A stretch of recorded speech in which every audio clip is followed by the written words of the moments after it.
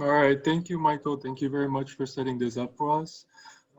My name is Daniel, and I'm from GeoVision. So today I'm going to talk about the couple end-to-end solutions that we've seen a lot of success with our customers, trying to navigate through, the crazy times that we're living in right now. The main topics for today are three.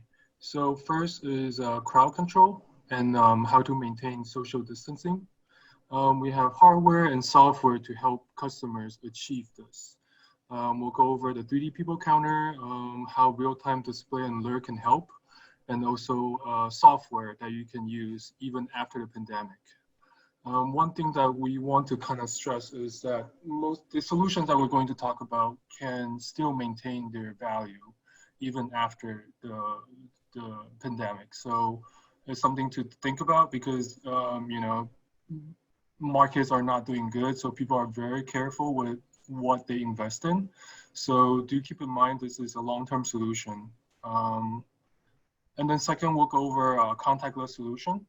This portion will mainly focus on access control and how facial recognition and how they interact, how they integrate together. And the last portion will be more of a broad, more like a case study and also a different type of solutions that we have that can help increase your efficiency and at the same time even provide a higher level of security and still maintaining social distancing. So what are some, so it's been about 2 months since March that we've, the country has seen drastic changes. Bad things are happening. One thing that we do know is that social distancing is something that everyone can agree on that is helpful to prevent from getting infected. So what are the challenges? First is that most of the retail store, they will require another person, additional manpower basically at entrance and exit that counts the number of people that are going in and out. Um, and then we've seen the news, of people basically having a throwdown with retail employees about, when they can go into the stores, what are the requirements.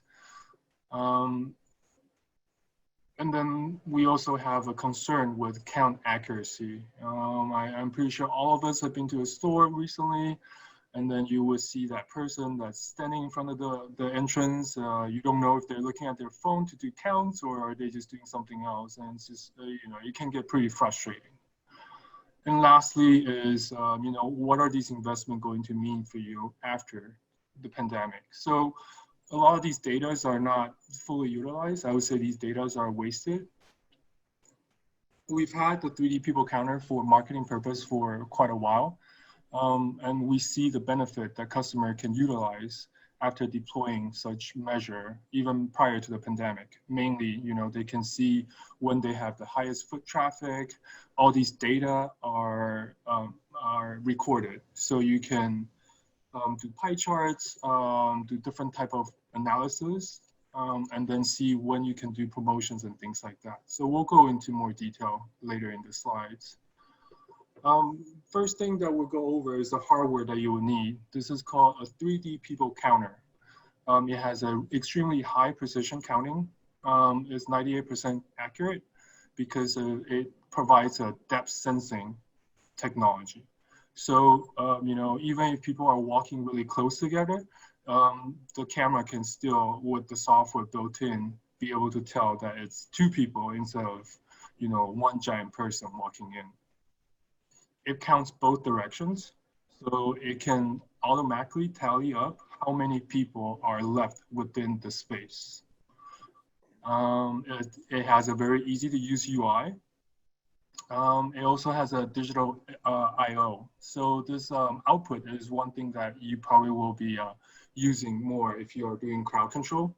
So let's say if the threshold is met, then this unit can trigger an output. It could be a simple red light that just means do not go in. What we see is that people tend not to throw a fit if they are you're interfacing with a mechanical object, so like a light. Green means go, red means stop. You don't really see people arguing with traffic lights, right? So this is something that's automated, it's simple to use, and then you do avoid that possible confrontation, especially with consumers in the retail markets. It does support PoE, and it has a very low power consumption.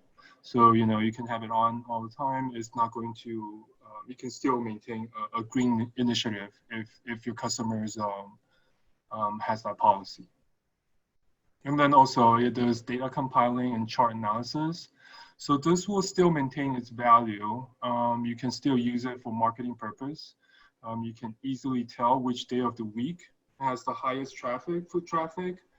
And then you can convert that with, what's the the total revenue. And then you can set up more effective promotions very accurately. This doesn't just apply in retail environment. So let's say if you're dealing with a complex, business complex, you can also do that. Some of the offices still have a threshold of how many people can be within the building. But the idea is you would have the camera that's mounted with a bird eye view. So looking down at your entrance and exit. It's using depth sensing technology, so easily able to tell even if people are walking closely together. And then you can do the web report. Web report, we have two versions, a light and then a pay version, in which I'll go into more detail later. But in theory, you can do this, not just for retail clients, but also offices as well. So here we have a short video clip. Let me just play it for everyone. So the idea is clients waiting in line. If you want to have a digital display like this, you can.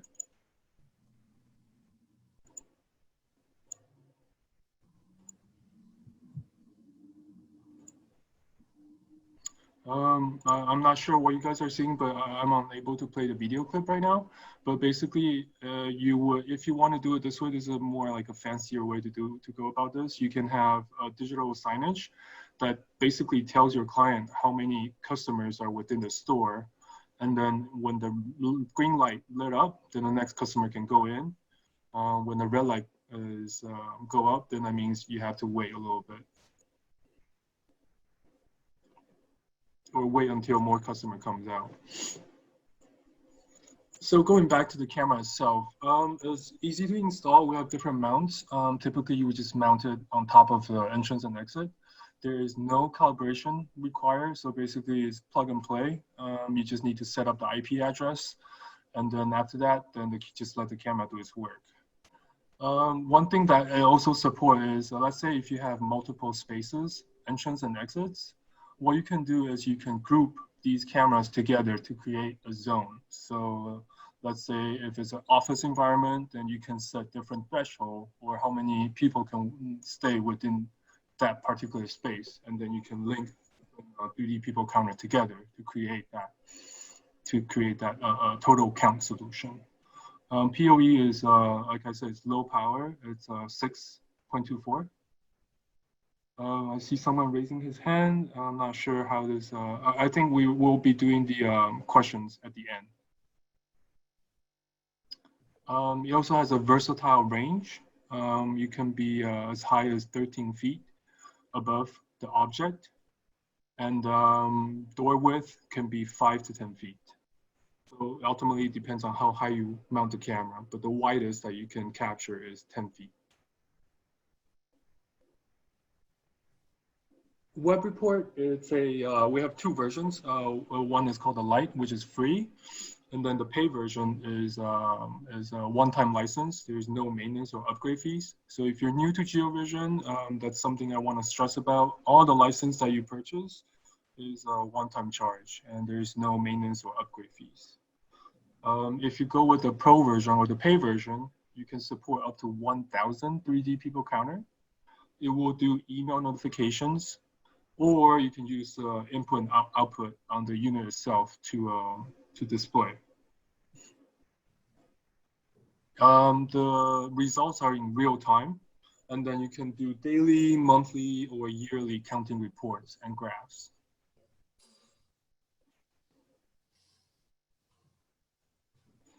And next, we'll be focusing on the contactless solutions.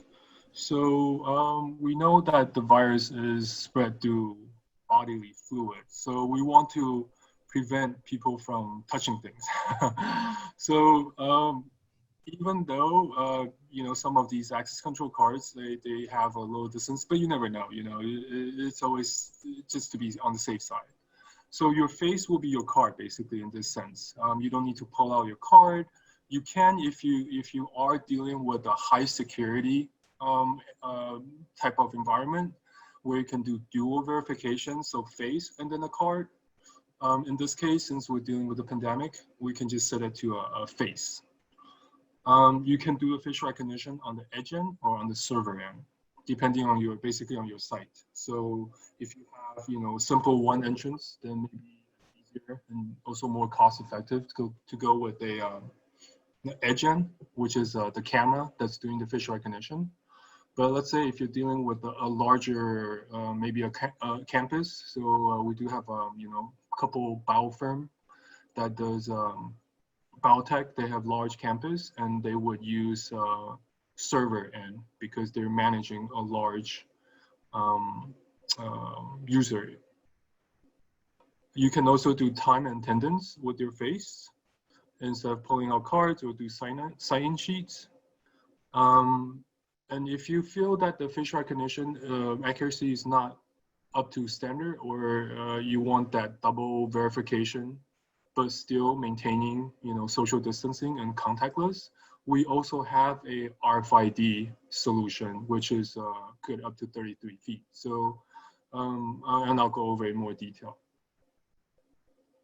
And also, all the facial recognition does have liveness detection. So, which means if you use someone's picture, or if you use a video clip of someone's that you're trying to impersonate, our software is smart enough to catch that.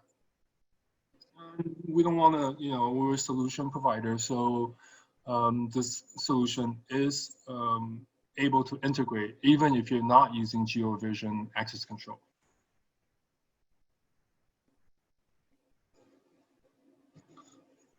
So here is a very simple setup diagram.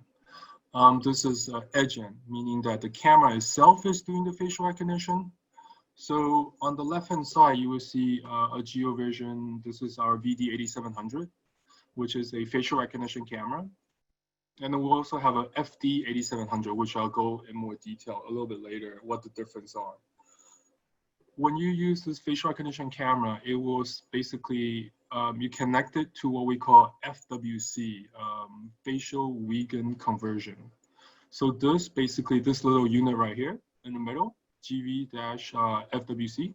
So this will convert your face into a card ID. On top, you will see if you're going with a full GeoVision solution. So you have a GeoVision controller. You also have the GeoVision access control management software, what we call the AS Manager. So this will allow you to basically do or use your face as your card. If you're using a third party, so a non-GeoVision access control, what you can do is the same thing. So instead of going TCP/IP, you would go with the WeGet interface, and then this will simply see that face as a card ID number, and then you can maintain it in the same way as how you maintain your cards.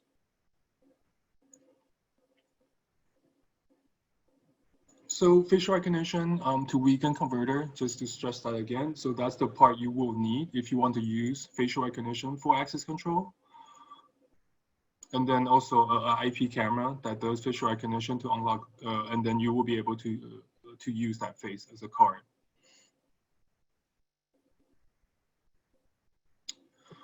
If you have a larger setup where buying individual cameras, so facial recognition camera is a little bit more expensive because there is more powerful CPU inside these cameras to process the data.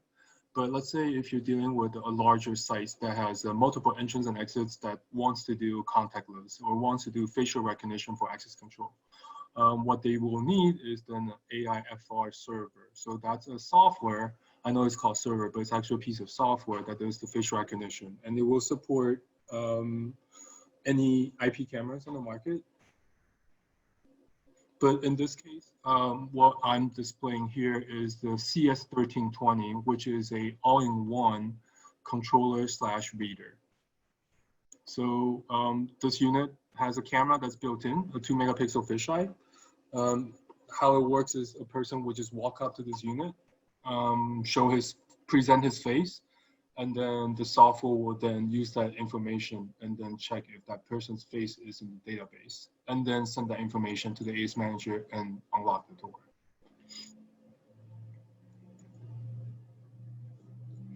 So because you're using a software, so you can do a little bit more than using the engine or using the camera to do facial recognition. So you can do a face count, so how many customer or how many people have come in.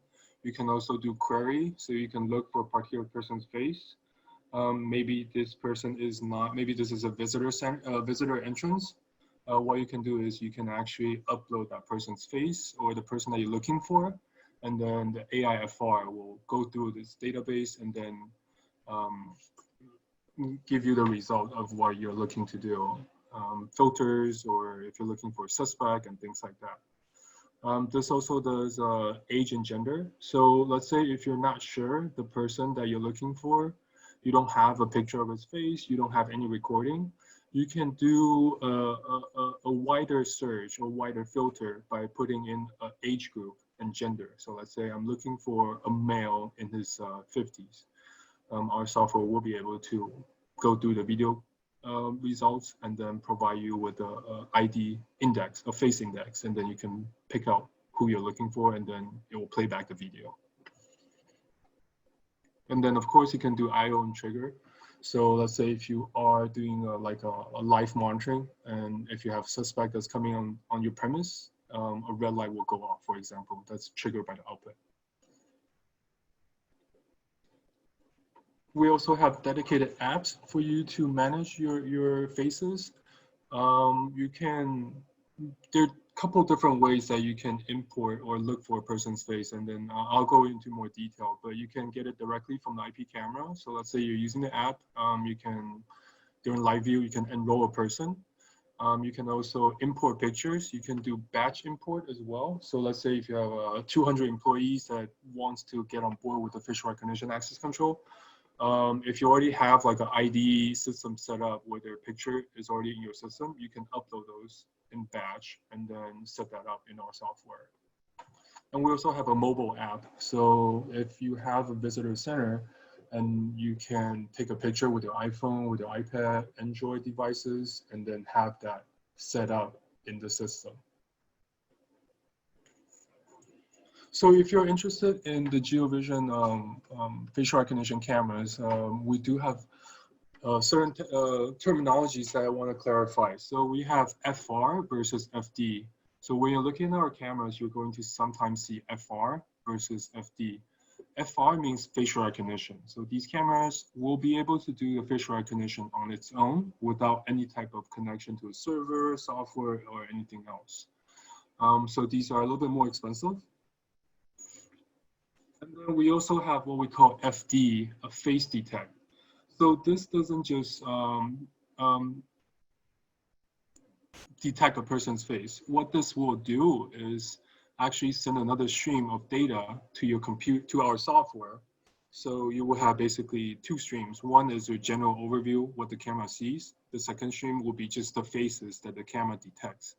So the benefit of this is that it will improve your accuracy by quite a bit, because the software does not need to process the entire picture. So there are trees, cars, it doesn't need to do that. It just sees a person's face from the camera stream, and then it will be a lot faster and a lot more accurate.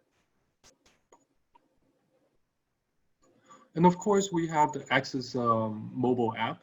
So this thing will allow you to remotely unlock doors, force unlock doors. You can do a global lockdown. If you have camera that's linked with the door, then you can also see a live view. You can also do two-way audio.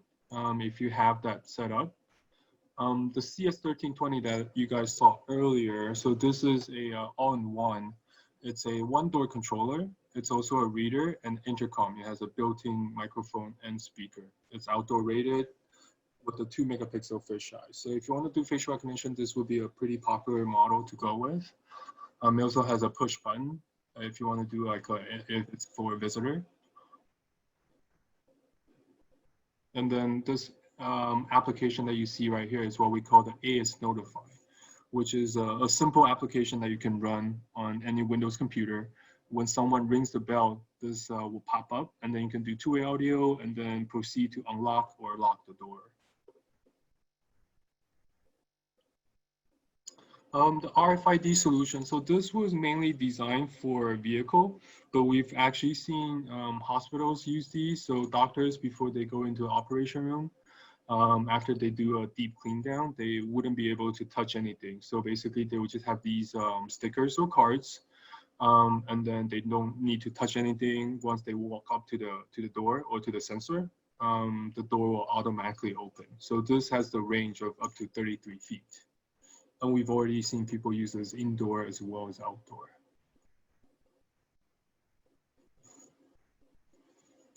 And then next we have what we call integration to automation. So, basically combining social distancing and everything else. We know that reducing manpower is one thing that will be crucial in keeping social distancing. This will also help improve efficiency because all the services will be automated. So once you set out the preliminary criteria, then everything else is basically it's automated. And also reduces wait time for verification. So let's say if you're in New York and then you go into one of the more secure buildings downtown, for example, you need to present your ID, you need to wait in line to check in. It's a long process. Basically, this will help you eliminate that. And then you can do double, triple, quadruple type of verification process pretty easily, depending on your customer's requirement. So here I'm going to quickly show you a case study, just how everything comes together. So this is for a smart gate control. You can do multi-tier verification. So you can do face recognition, name verification, plus access control card, license plate, or a truck number, and then QR code. So you can do single or multiple identification factors. It's up to you, depending on how secure your client wants the facility to be. So the first case that we're going to take a look at is a chemical plant. They deal with a lot of dangerous product, highly sensitive material to temperature, and they're extremely expensive. So each delivery or pickup can be treated as a mission per se. So you can use a third-party system to create a QR code. This QR code will include the driver's face, so a picture of his face, name, license plate number, truck number, and so on. When the semi drives up to this unit right here, depending, again, how many tiers of verification you're looking to do. In this case, they're doing 4. So first, the driver will present his cell phone to the camera. So our software will scan the QR code, and then it will proceed to do facial recognition to verify if that picture and the person that's in front of the camera is the same. So that's tier 1. And then you can do a license plate recognition. So the license plate has to match. And then you can also do a cargo recognition too. So cargo sometimes has different numbers. And you can also incorporate that as part of your verification. We also have seen customers that incorporate weight. So make sure that each of this delivery is on par with what the driver is supposed to drop off or pick up. So that's, how we're trying to basically streamline the integration to provide a better verification process for the client. Because before, you have someone that's sitting, in a booth that has to take down all that information. So it can be time consuming. But in this case, it's basically a couple seconds. The driver just present his phone, his face, and then everything else is taken care of by our software. And then next, we're going to take a look at how facial recognition and how all these integration can help your business as well. So when you're doing facial recognition, especially face enrollment, sometimes it can be a cumbersome task. With ours, it's fairly simple. There are a couple of ways. You can either import pictures, or you can use live view, so directly from the camera itself, or you can also playing back the video. So let's say if you caught a suspect, it could be months ago or weeks ago, what you can do is you can just highlight that person's face, and then our software will basically go through all of its recording and then pinpoint where that person has been captured on camera. You can do face index, and then you can see a match 97%. So within the software, there's also another thing that you can do to either increase your search result or avoid large false positives. So what you can do is you can tell the software how confident you want this search to be.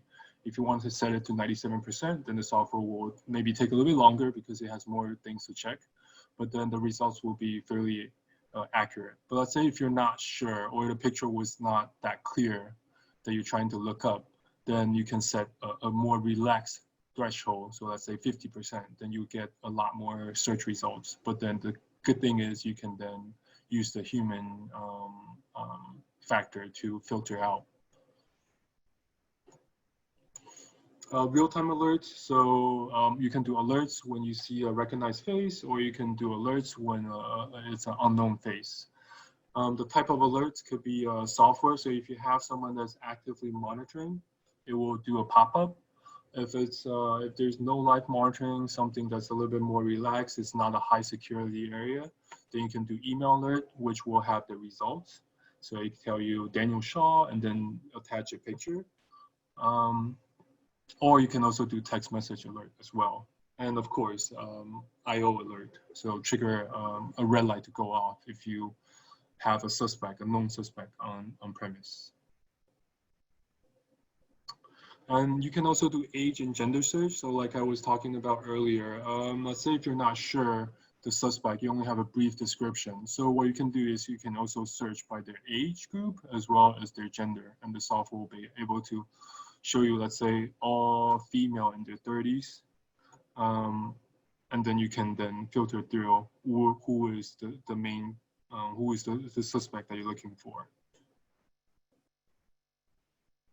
And then you can also do photo upload if you want to do it that way. So again, this is if you already have a picture. So let's say if the local police department has issued a warning in a picture format, you can copy and paste that into and then save it into a file, JPEG file, for example, upload it to our system, and then it will go through the entire video clip again.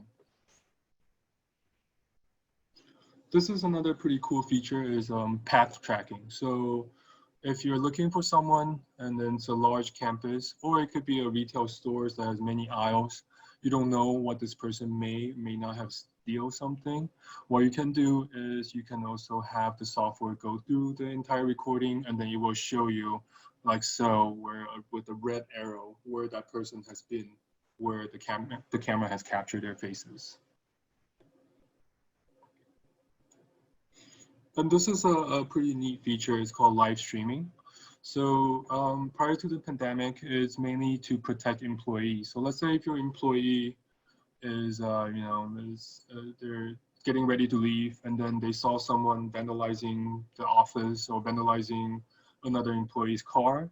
Instead of them risking their life to confront that person, what they can do is they can just pull out their phone and then record.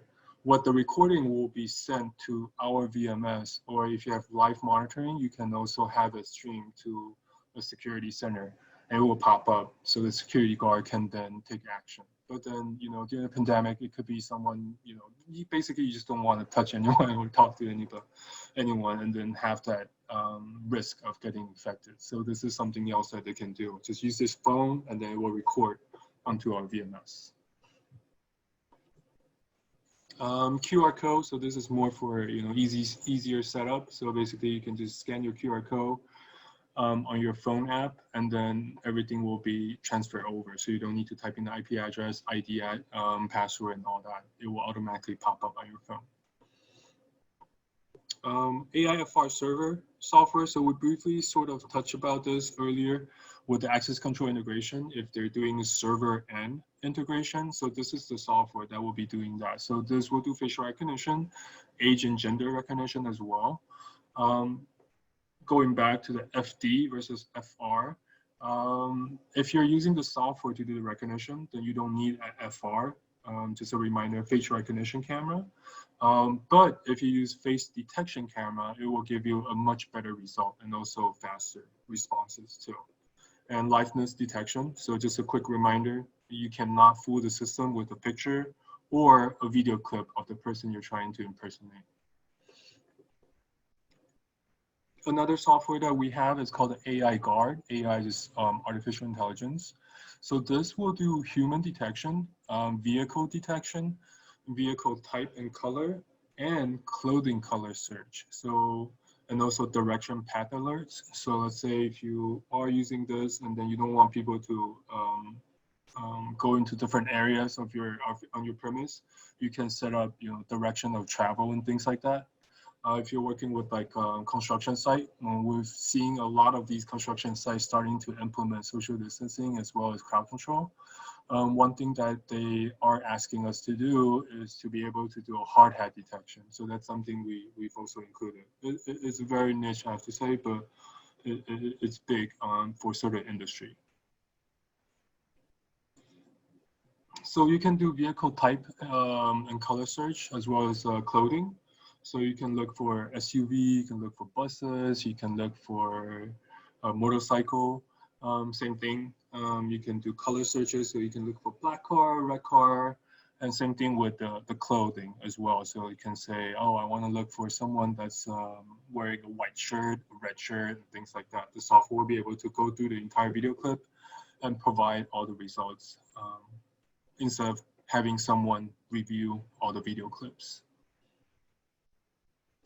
In the next couple minutes, I'm just going to quickly kind of go over our cameras. We do have what we call the T series. So these are NDAA compliant. If you're dealing with government projects, if you're dealing with projects that require a little bit more security, you can consider using the T series. So these are completely compliant with the NDAA compliancy. So we have the dome, the TVD 84710, and then the bullets as well. All the GeoVision cameras, I have to say, have built-in WDR. Fisheye, also one of our top seller. We have 3 to 12 megapixel. So these are very popular, especially for the retail market. We have indoor and outdoor. There's different way to dewarp the image. And what's cool about this is that it also supports a mobile app dewarping. So let's say if you're using the GeoVision app, you can also use the app to dewarp the image. This is a fairly unique camera. It's called the VR360. What it is actually a 720-degree virtual reality IP camera. So just imagine, basically it's 2 fisheye camera back to back. So you're creating a spherical environment where you can look up, down, left and right, front and back. There's virtually no dead spot. We're seeing a lot of people adopt to this technology, especially during the pandemic, because they support live streaming. So you can stream these information to YouTube for people to look at. So we've seen people using churches.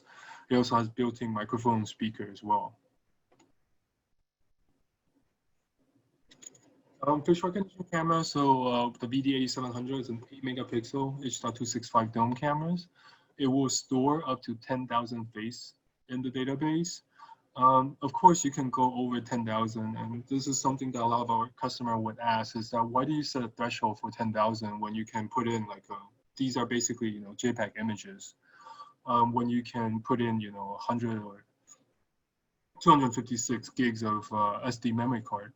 The reason why we set a 10,000 is mainly for efficiency. So you can go over 10,000, but then the result of being able to tell if this is Daniel Shaw, then will get delayed. So let's say if you're putting a million faces, then maybe it will take 30 seconds to render the result of the person you're looking for. So that's why we want to keep it within a second, less than a second, I should say. So that's why we set to 10,000.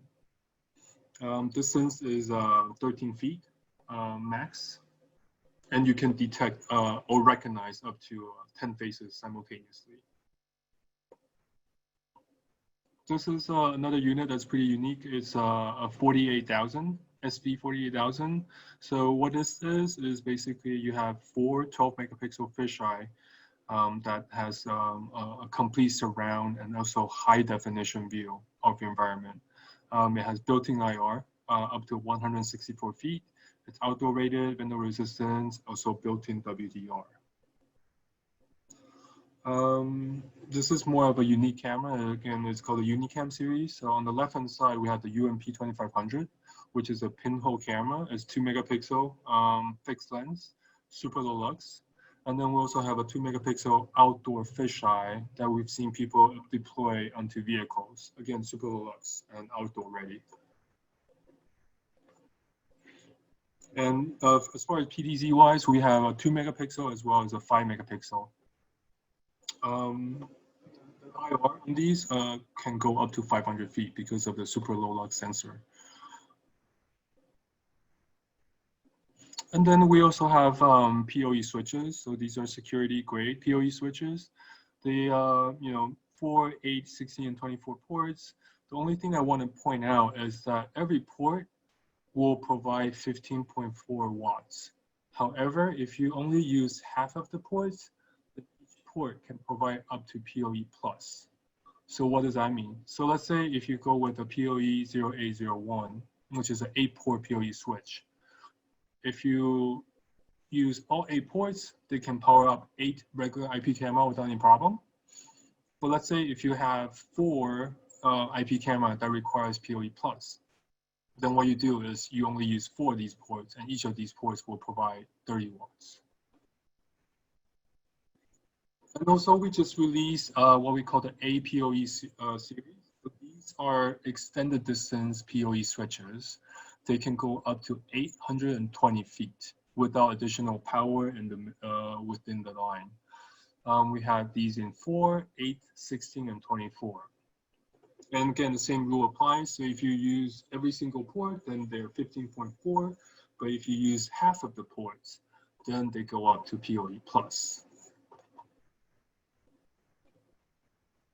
And lastly, we have the license plate recognition. So this is part of the access control solution. We also do license plate recognition. So you can do whitelist, blacklist, emergency type of environment or filter, and also specially designed LPR cameras.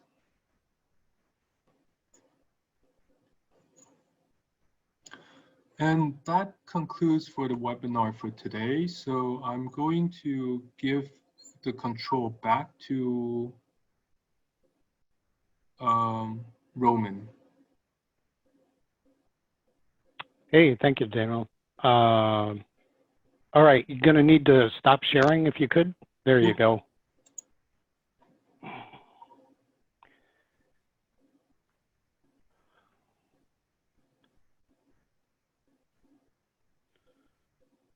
Okay, want to thank everyone for joining the webinar today. And once again, thanks, Daniel with GeoVision. I'm Roman Resnick, and I'm from the ADI IP Programming Center.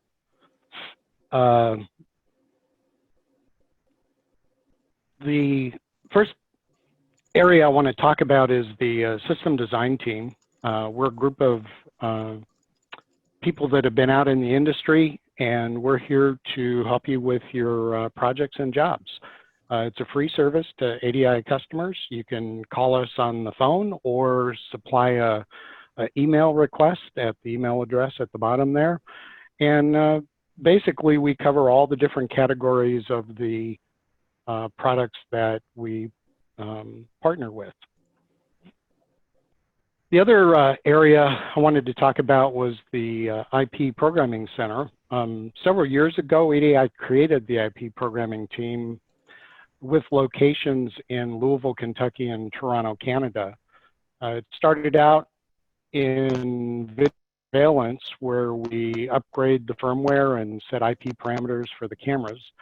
We've now expanded into programming NVR servers, intrusion systems, and have the capability to program other products such as IP intercom and access control systems.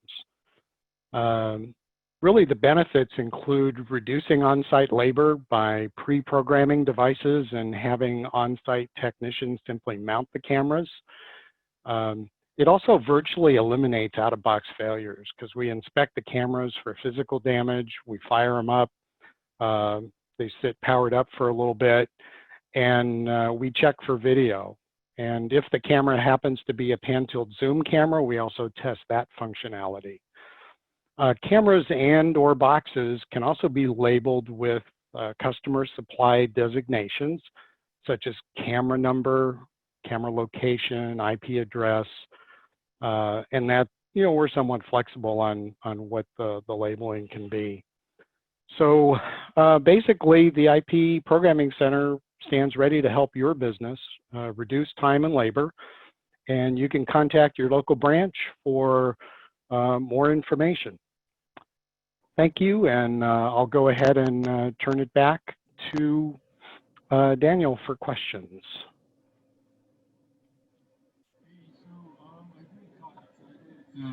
Got two questions from Joe and also Morty. So Joe is asking, where are the products made? So majority of the products, I would say over 90%, are made in Taiwan. Some of the mounts and other minor accessories are made in China. And also, Morty asks, what if there are more than one entrance to the same area? So you can group multiple 3D people counter to create a zone, as mentioned earlier. So that will automatically tally up the result within that zone. So even more than 2, 4, 6, 8, we have casinos that are trying to reopen, and they have to do, each different sections would allow different number of customers within the area. So they would create these zones, because all the casinos, as everyone knows, has open entrance and exit. So that's what you can do.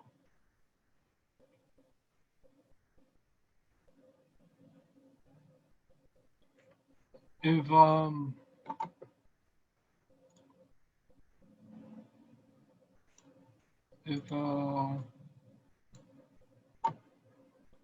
there's no other questions, my contact info are here, as well as to our general sales line. The 949-421-5910 is our general sales line number, or you can also call us at 845-661-0443, and the emails are also on there too.